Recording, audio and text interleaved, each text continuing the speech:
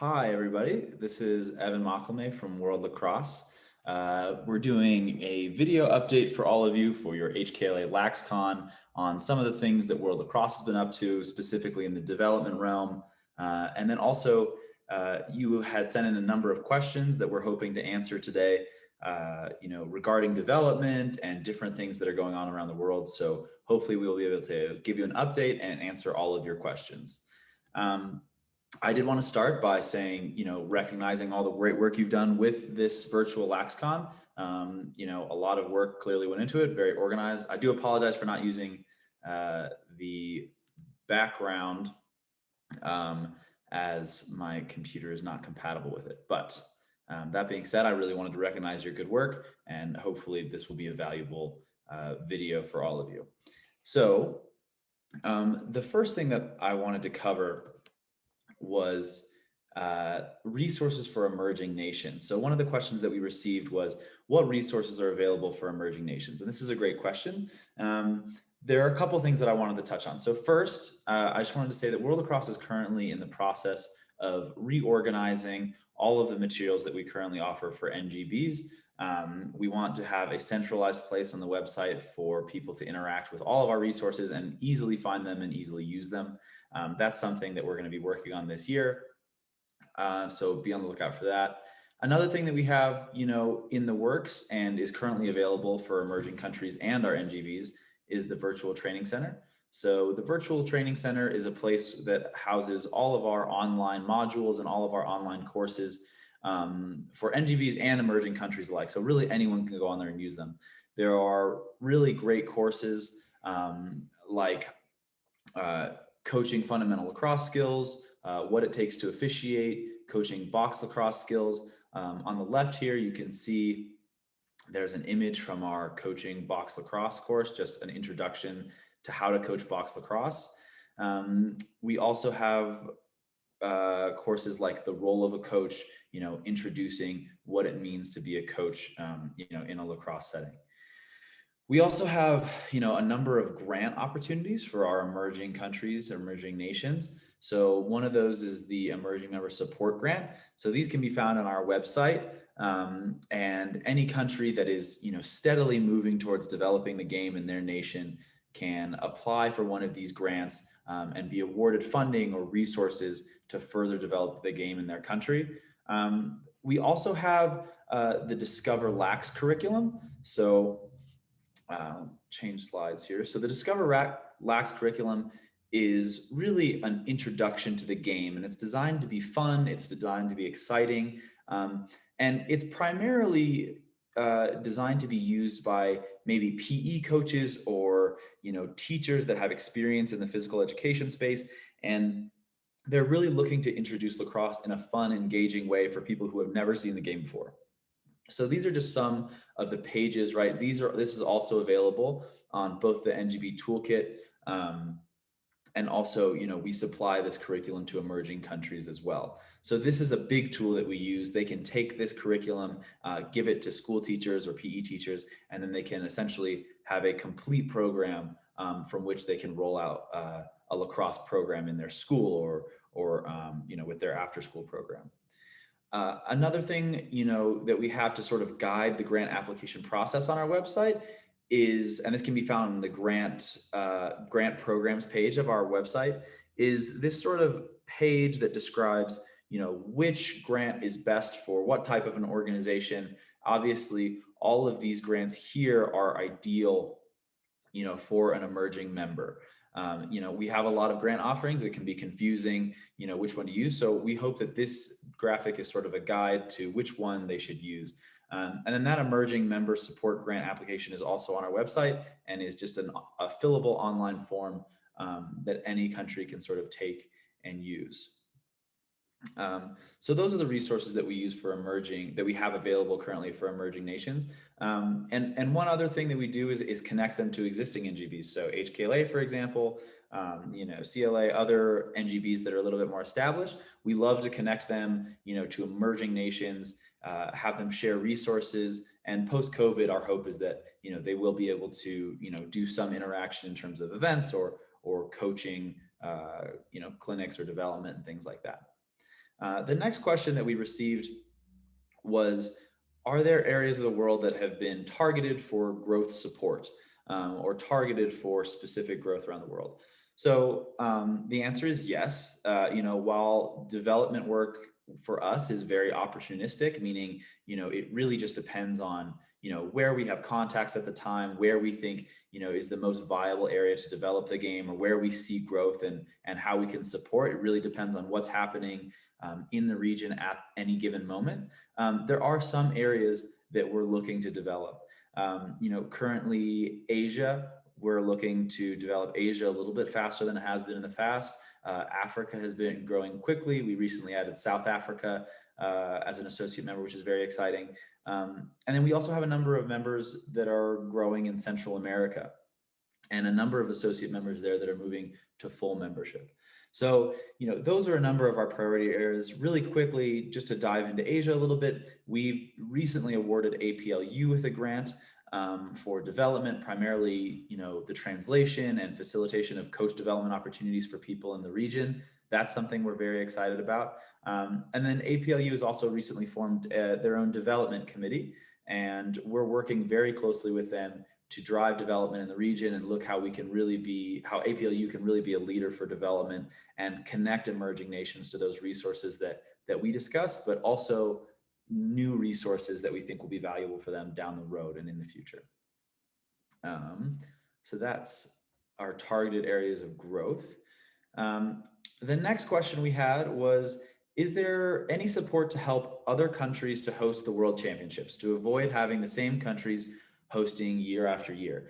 So this is a great question. Obviously, the World Championship events are very exciting. They're very fun. They're big events that everyone wants to be a part of. This is a really good question.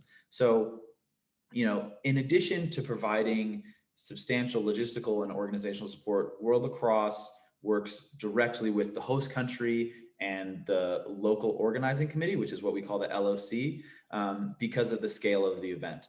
So, when the question is raised of how do you support those countries, it's really a hand-in-hand process. It's really a partnership between World Lacrosse and whoever's hosting the event.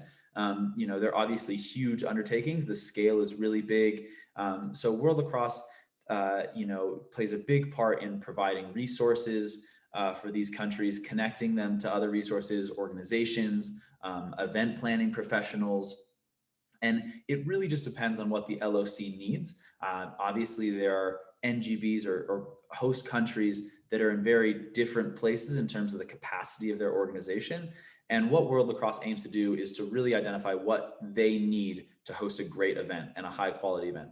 So, the quick answer to that question is that, it's a partnership. It's a true partnership. And, there's lots of work that goes on both by the LOC and the host country and World Lacrosse to make sure that it's a world-class event. The second part of that question, in terms of limiting the number of times that a country can host an event, there's not currently a mechanism in place that limits the number of times that a country can host an event. And basically the official process that World Lacrosse currently has in place is that we will have a formal bid process. So whenever, we're planning, way in advance when we're planning a world championship level event, we'll open the bid process to all of our NGBs and other host organizations or countries, and they can place a bid. And we actually recently released the bid guidelines for our 2024 World's Men's Box World Championship, as well as the 2024 Women's U20 World Championship. And so the bid book can be found on our website, and it really dives into all of the details of what goes into it. That being said, hosting a world championship is a massive undertaking. It's not something that's easy by any means, and the host takes on a lot of financial responsibility, and obviously the logistical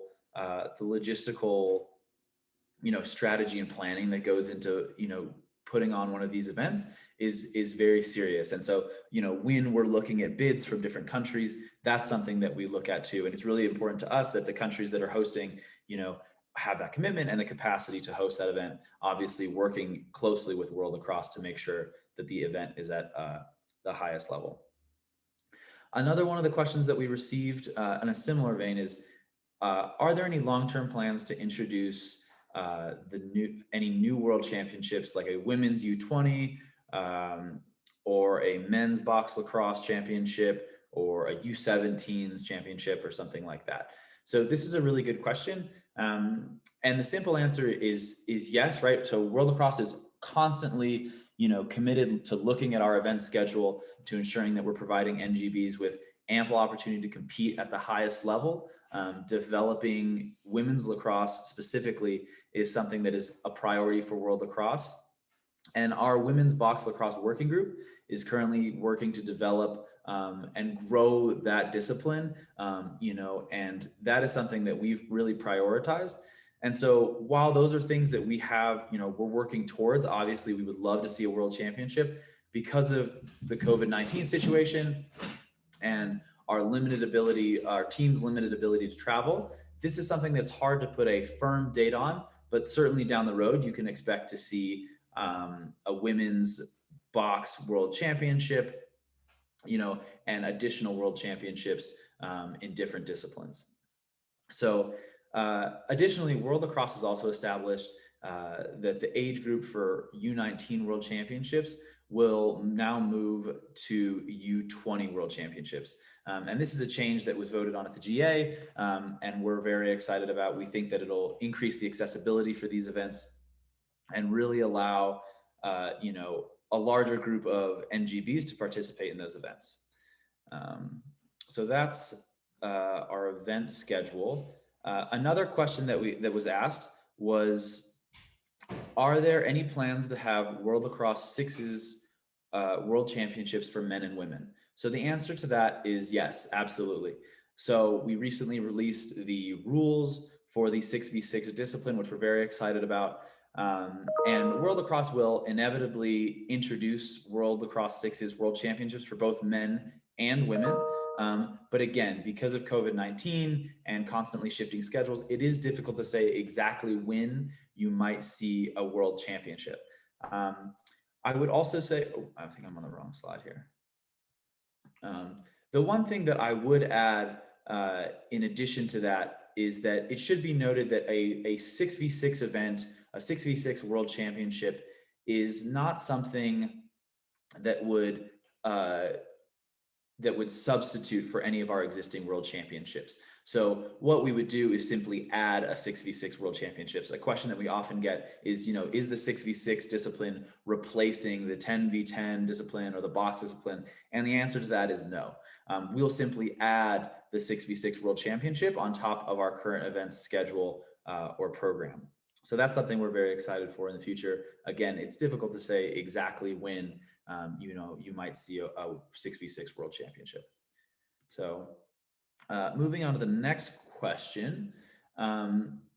So the question was, how does one get involved with a working group or a committee of World Lacrosse? And this is a really great question. As many of you might be aware, there are a number of working groups and a lot of committees that work, with World Lacrosse staff and the World Lacrosse board, to oversee a lot of our development initiatives and a lot of our priorities, as we move forward and as the game continues to grow. So our committees and our working groups are a critical part of that development. So I'll first discuss working groups. So working groups are temporary, informal groups. They're usually assembled for a specific project or planning process.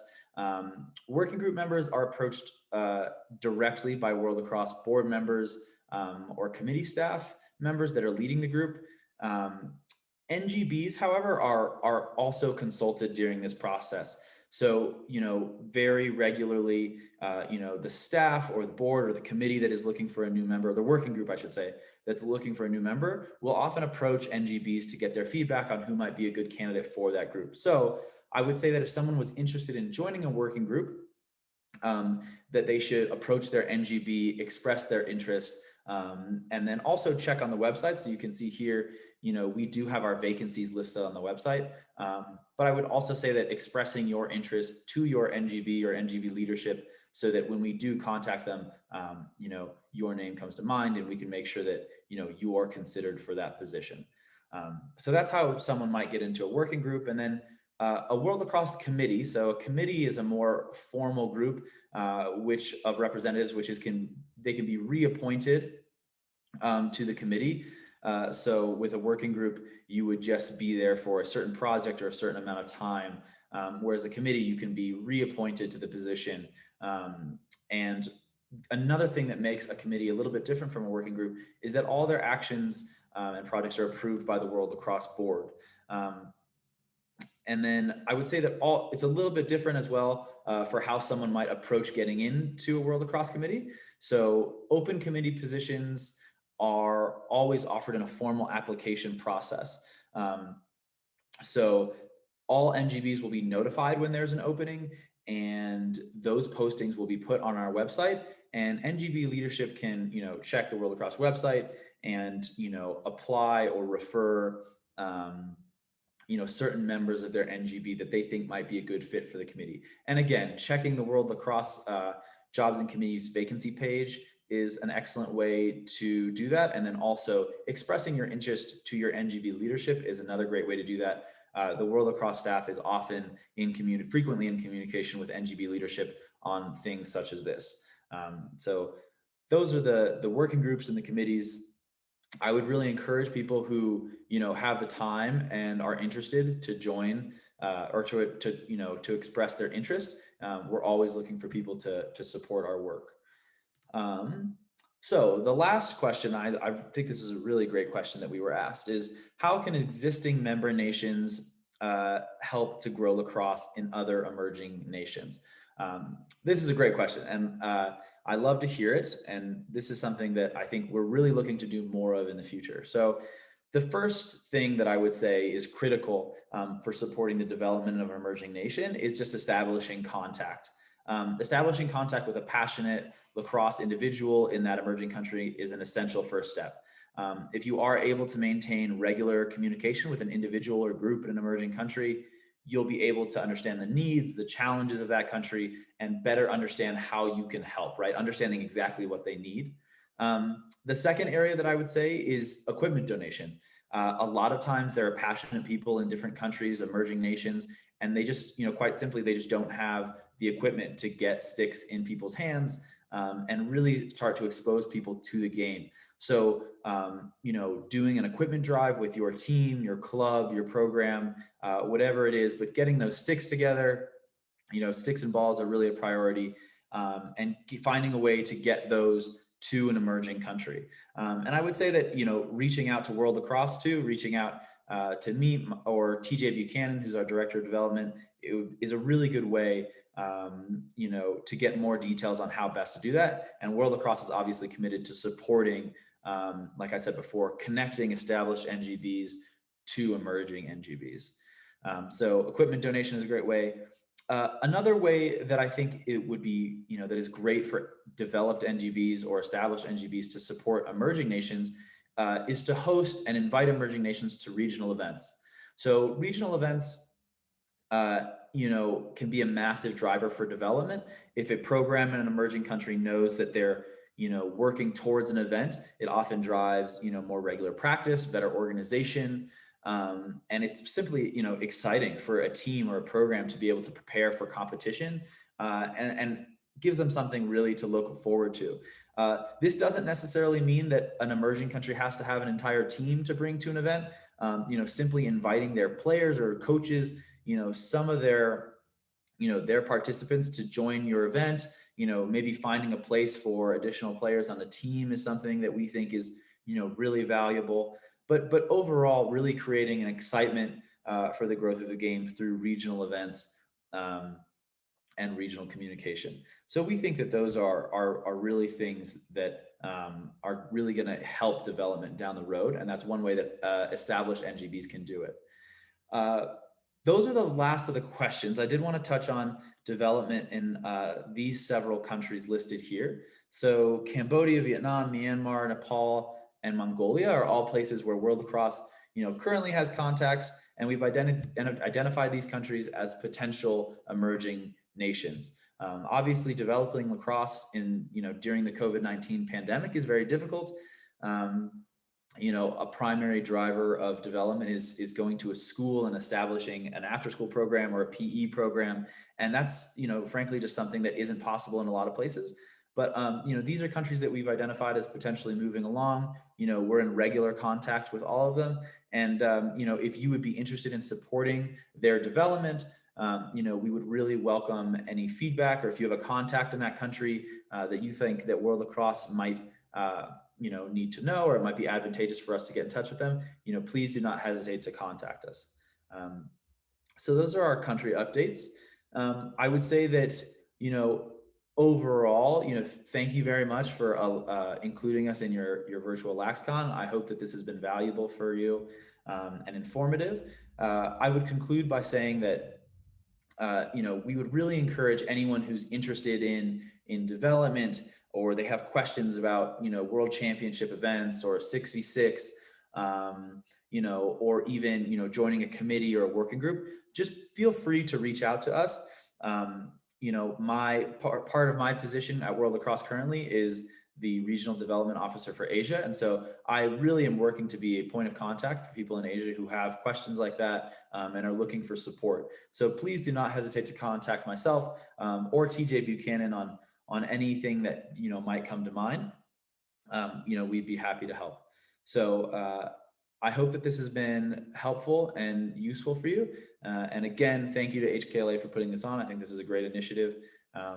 And again, if you have any feedback or questions on this presentation, please do not hesitate to contact me. So thank you all very much for tuning in, and I hope this is valuable for you all.